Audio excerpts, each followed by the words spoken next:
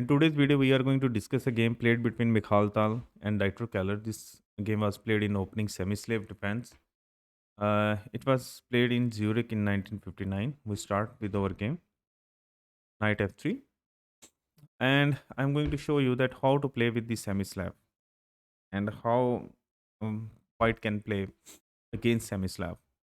Knight f6, d4, e6, knight c3, developing the knight, d5, now d4, and now c6. And this structure can be realized by different variations by playing the move d5 first, c6, knight f6, and e6. In different move orders, this structure can be realized of semi-slave. Bishop g5, and this is actually the sharpest way to play against the semi-slave. The main line in this position is e3. Second one is queen c2, and the third one is queen b3. And in these types of ways, semi-slave can be countered. In the game, bishop g5 was played by Mikhal Tal. Now d into c4, e4, the more aggressive way to counter the semi-Slav. And now white is threatening to take the pawn on c5 by the bishop, b5 protecting the pawn. Now a4 by white. Here white has another movement, that is e5, and in this way you counter the bishop. And when the bishop goes back over here to bishop h4, now you counter it again by playing the move g5. And then here are two variations.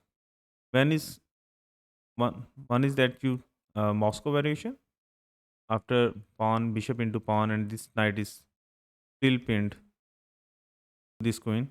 And here black plays the move knight bd7. He is going to develop his queen like this, b6, bishop in this way, and in many times black is going to castle this side of the board.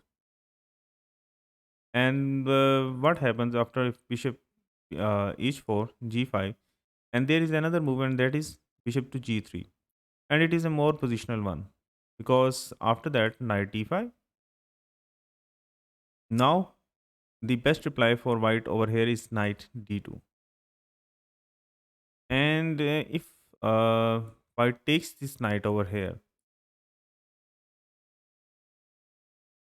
it just let black make his pawn change, gain correct. So in the game a4 was played, and this is the second best move actually. And now the move was queen b6, protecting this pawn over here.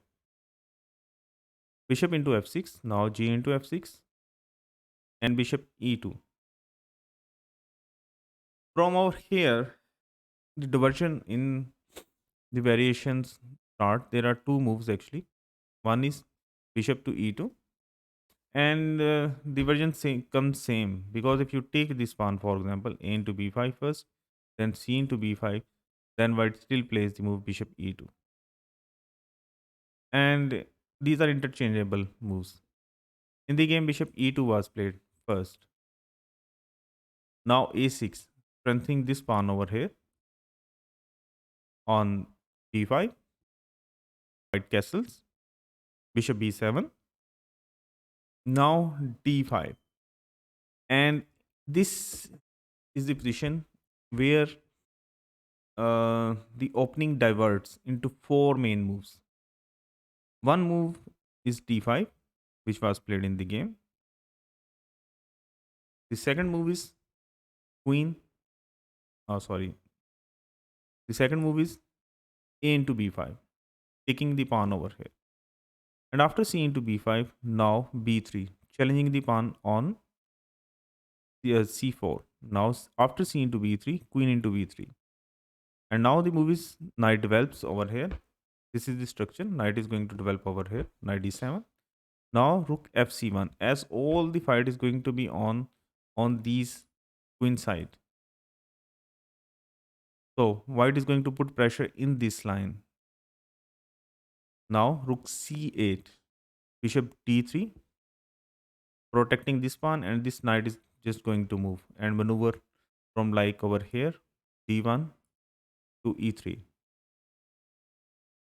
and bishop d6 by black. This is if happens that if white takes this pawn a into b5 first. But what happens if white immediately counters this pawn? Then you go for c into b3, now queen into b3, and now knight d7. And now taking this pawn uh, would actually favor black. I'm going to show you what that why. If pawn into pawn, now c into b5, the position is same, but now white does not have this immediate tempo, and this bishop is going to develop with the threat, taking control of this square. So d5 in this position. The point of this d5 move is that you are immediately challenging this pawn over here on e6 and now c6. So knight c5 first challenging the queen. Now queen b1 after returns. Now c into d5 and a into b5 first. Now knight into e4 and b into a6. Queen into queen, rook fb1 and knight into c3. And this knight is going to threatening this bishop over here with check, and white can take this bishop. So white would immediately go for over here to give the check. Bishop b5 check. And now king e7. And this is the variation if white plays the move b3 in this position. Okay, what happens if white just plays the move, positional move, queen c2 over here? Then you develop knight d7, rook fd1. Now the rook is going to centralize over here, and he's saying that white is saying that I am going to push the pawn d5 now with the support of the rook. So rook d8, bringing the rook also to this d file.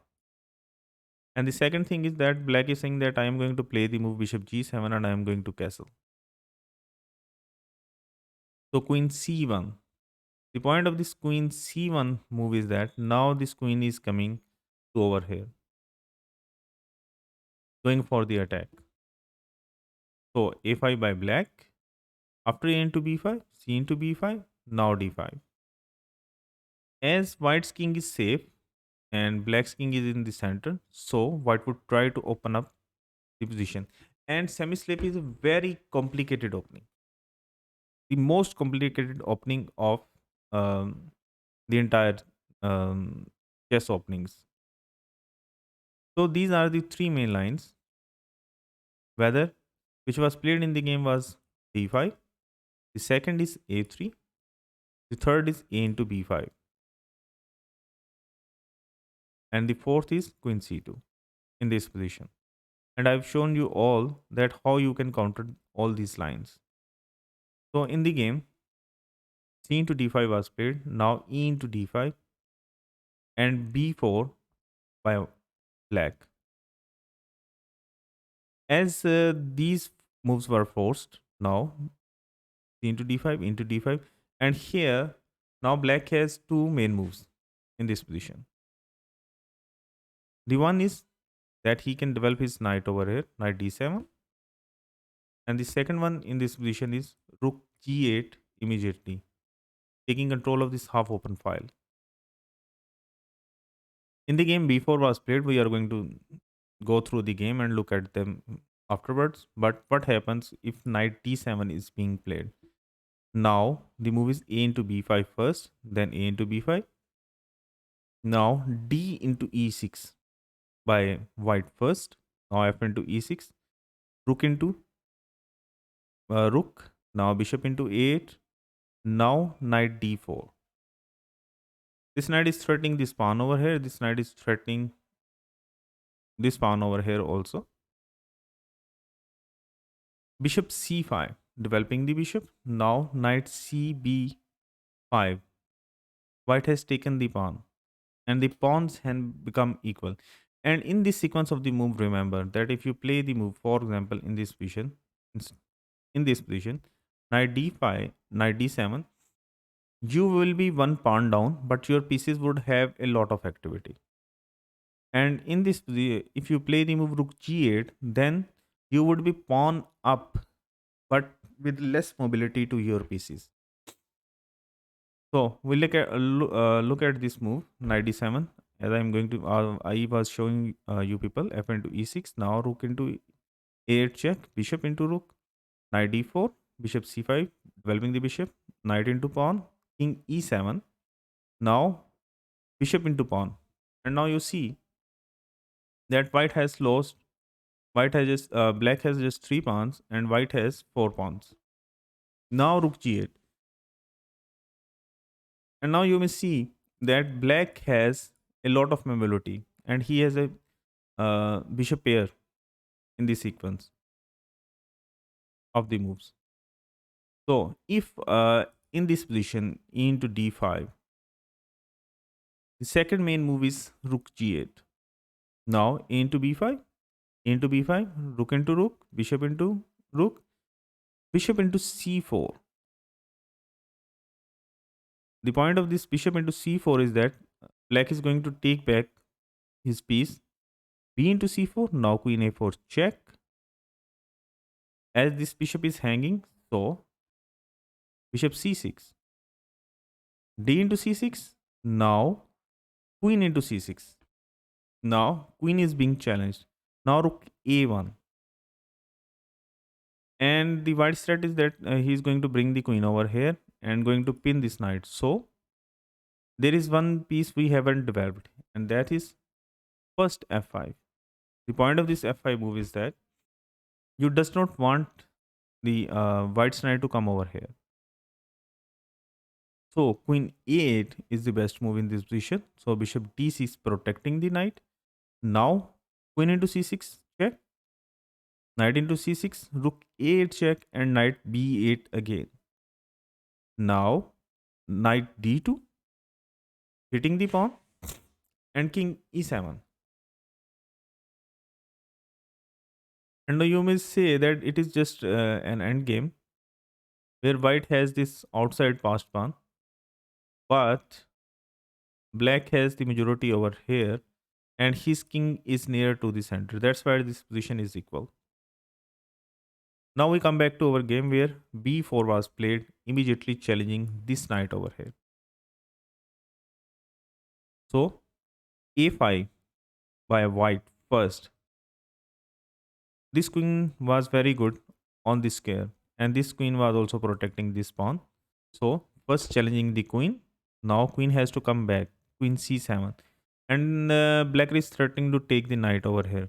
Now here d into e6 was played by Mikhail Tal, and this is what you can expect from Mikhail Tal.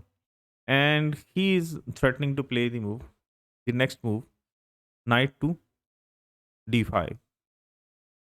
Instead of over here d into e6, white could have also gone for knight a4, coming to this square uh, b6. So you have to challenge this knight from coming over here. Still, white comes over here, knight b6, threatening this rook over here. It is not good to take the knight in this position. It is better to develop your rook, rook to d8, bringing the rook in the file of the queen. And this might be the sequence of the moves if white has gone for this knight a4 move. But here, white has sacrificed his knight. So, Keller Dieter took the sacrifice, b into c3. Now, knight d4 was played. The point of this knight d4 move is that now this knight, sorry, this knight is controlling this square, this pawn, and this development square of the knight.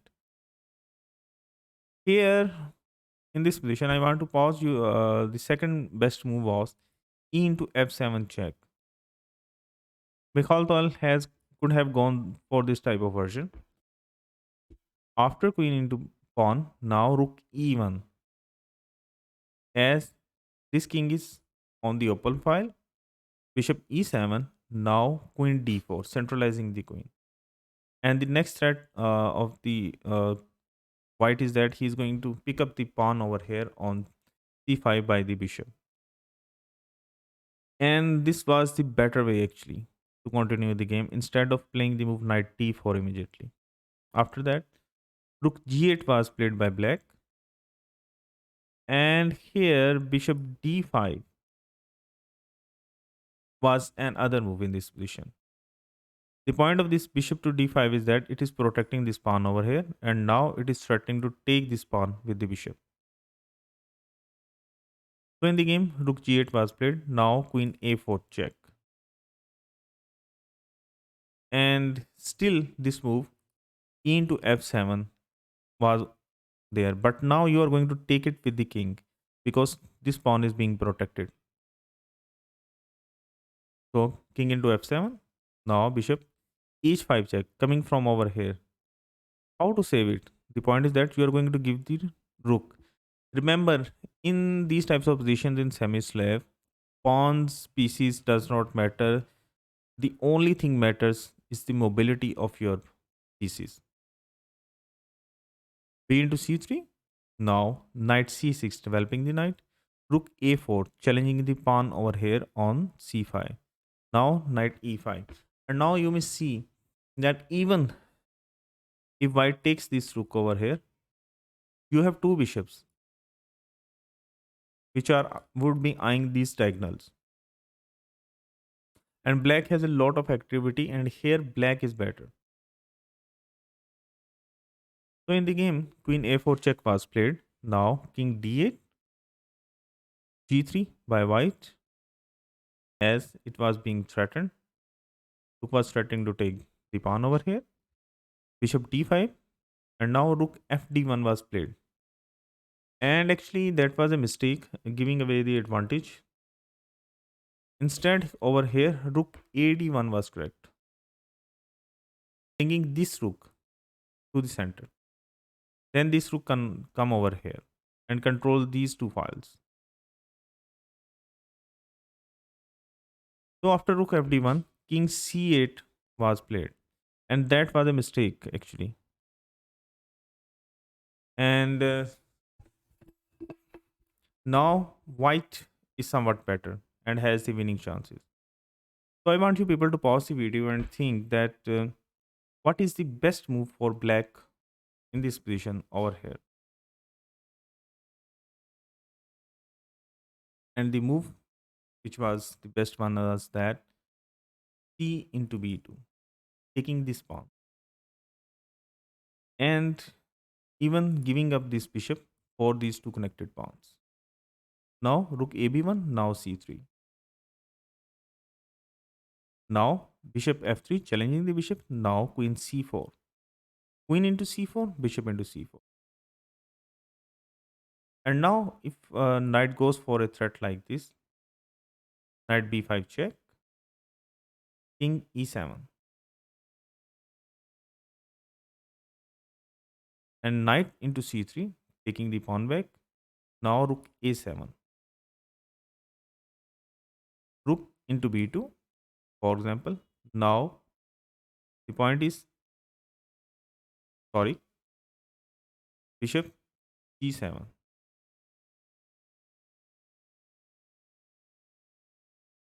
And this was the better way. But in the game, king c8 was played.